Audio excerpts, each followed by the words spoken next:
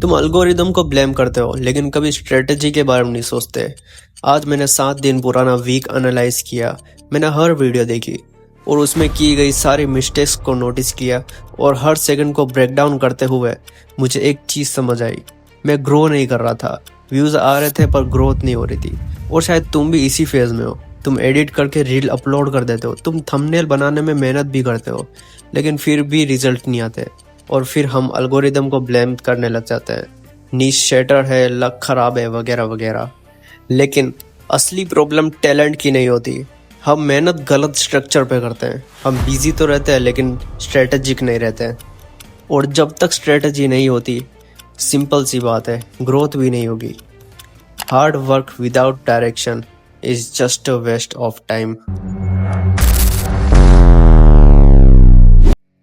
So hello guys and welcome back to the vlog. स्वागत है आप सभी का मेरे न्यू चैनल फनिक्स इंसान में।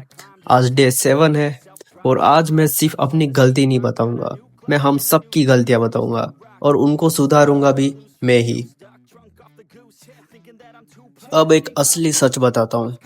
तुम डेली अपलोड करते हो, कभी रील्स, शॉर्ट, लॉन्ग वीडियो, कभी कभी energetic gaming videos, serious motivation videos, random vlogs.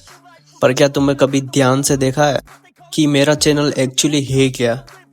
Gaming channel, motivation page, daily grind, documentary, reaction content, या थोड़ा थोड़ा सब है?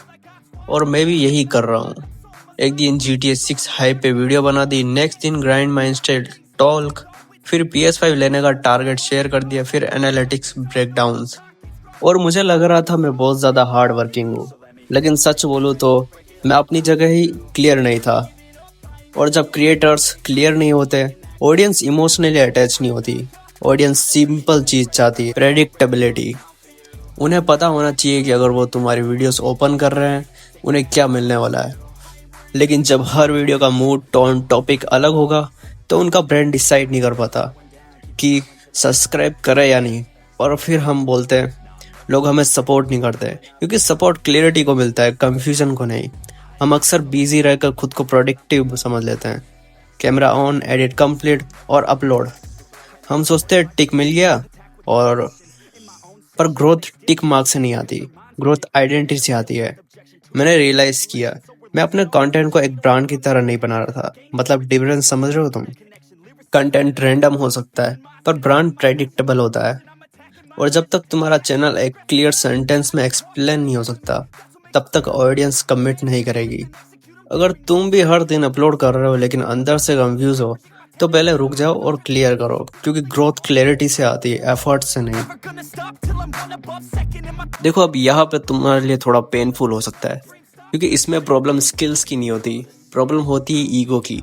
देखो यार, मैं वीडियो बनाता था अपने हिसाब से। जो मुझे बोलना था वो मैं बोलता था, जो मुझे इंटरेस्टिंग लगता था वही मैं एक्सप्लेन करता था। मुझे लग रहा था मैं ऑथेंटिक हूँ। लेकिन फिर मुझे समझ आया व्यूअर्स को असली में चाहिए क्या।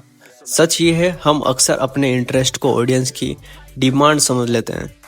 हमें GTA 6 पसंद है तो लगता है सबको यही डिटेल्स पसंद आएगी। हमें PS5 लेने की जर्नी एक्साइटिंग लगती है तो लगता है सब उसका ही अपडेट देखना चाहेंगे। लेकिन व्यूअर्स का दिमाग सिंपल होता है, उन्हें सिर्फ एक चीज़ चाहिए, value, clear, fast and direct. देखो यार, व्यूअर्स का टाइम सेक्रेड होता है। वो school, job stress, family distraction के बीच में रहते हैं। वो तुम्हें सिर्फ कुछ मिनट का टाइम देते हैं। अगर तुम उनका टाइम वेस्ट करोगे, वो तुम्हें सेकंड चांस नहीं देंगे। हर सेकंड अर्न करना पड़ता है। और सबसे डेंजरस मिस्टेक्स क्या होती है, हम अज्यूम कर लेते हैं कि लोग बोर नहीं हो रहे, पर एनालिटिक्स झूठ नहीं बोलता। व्यूअर्स स्किप करता है बिना एक्सप्लेन किए। वो कमिट नहीं करेगा भाई बोरिंग था, बल्कि वो साइलेंटली चला जाएगा। लेकिन जब क्रिएटर ईगो से सिस्टम पर शिफ्ट करता है, तब रियल इम्प्रूवमेंट स्टार्ट होती है। और डे 7 पे मैंने वही डिसीजन लिया। अब कंटेंट मेरे हिसाब से नहीं बनाऊंगा, ऑडियंस के हिसाब से बनाऊंगा। और वही डिफरेंस गेम चेंजिंग करेगा। मुझे एक और चीज़ समझ आई कि हम अपनी मेहनत काउंट करते हैं। कितने घंटे एडिट किया, रीटेक ली है, कितने घंटे स्क्रिप्ट लिखी है। और फिर हम जब व्यूज़ कम आते हैं, हम हर्ट हो जाते हैं। क्योंकि हम सोचते हैं मैंने इतनी मेहनत की है, लेकिन ऑडियंस को तुम्हारी मेहनत नहीं दिखती। ऑडियंस को सिर्फ रिजल्ट दिखता है। उन्हें फ़र्क नहीं पड़ता तुम GTA 6 के बारे में कितना पैशनेट हो।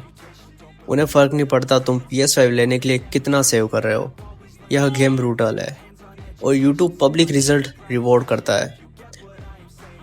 मैं भी अपनी मेहनत से इमोशनली अटैच हो गया था और मुझे लगता था वीडियोस अच्छी है क्योंकि मैंने उसमें मेहनत की है, लेकिन एनालिटिक्स क्लियर बोल देते हैं व्यूअर्स बोर्ड हो रहे हैं।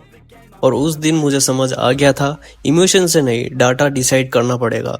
हुक स्ट्रॉन्ग है कि नहीं, रिटेंशन स्टेबल है, ऑडियंस कमेंट कर रही है या नहीं। बस व्यूज़ लक से नहीं आते। व्यूज़ तब तक नहीं आते जब तक तू अपनी मेहनत को मिजरेबल सिस्टम से कन्वर्ट निकल देते। और अगर तुम एफर्ट काउंट करना बंद करके रिजल्ट मेजर करना स्टार्ट कर दो तो ग्रोथ स्लो नहीं रहेगी, गेम तब टर्न होता है। डे 7 पे मुझे एक चीज़ समझ आई जो थोड़ी एम्बरेसिंग थी। मैं हर वीडियो अपलोड करने के बाद सीक्रेटली वेट करता था कि शायद ये वाली वीडियो वायरल हो जाए, शायद इस बार लक काम आ जाए। और जब ऐसा नहीं होता था तो मैं बस नेक्स्ट वीडियो बना देता था, बिना ऑनेस्टली ये देखे कि पिछली वीडियो में प्रॉब्लम क्या थी। ये एक डेंजरस लूप है। अपलोड करो, होप रखो, डिसअपॉइंट हो जाओ, फिर वापस से रिपीट। बहुत क्रिएटर्स इसी साइकिल में अटके हुए हैं। उन्हें लगता है कि वो कंसिस्टेंस है इसलिए ग्रोथ कभी ना कभी आएगी। फिर मैंने क्या किया, मैंने अपनी एक पुरानी वीडियो बिना इमोशंस के देखी। मैं शुरू के 10-15 सेकंड ध्यान से ऑब्जर्व किया और सच बताऊँ तो मैं खुद भी बोर हो गया क्योंकि मेरा हुक वीक था और मैं बोल रहा था तो भी बहुत लेट बोल रहा था। तब मुझे समझ आया कि मैं वायरल मूवमेंट का वेट कर रहा था, इम्प्रूवमेंट का काम नहीं कर रहा था। मैं सोच रहा था कि एक दिन GTA 6 जैसा हाइप टॉपिक मुझे उठा लेगा और PS5 जर्नी वाली वीडियो एक्सप्लोड हो जाएगी, लेकिन रियलिटी सिंपल थी, वीडियो स्ट्रॉन्ग नहीं थी। और यह एक डिफरेंस पता चलता है ड्रीमर और क्रिएटर के बीच, क्योंकि ड्रीमर फ्यूचर इमेजिन करता है, बड़ा setup, audience, view, creator percent fix करता है, हुक, पेसिंग, क्लैरिटी, ग्रोथ। लेकिन क्रिएटर ये सब चीजें नहीं देखता है।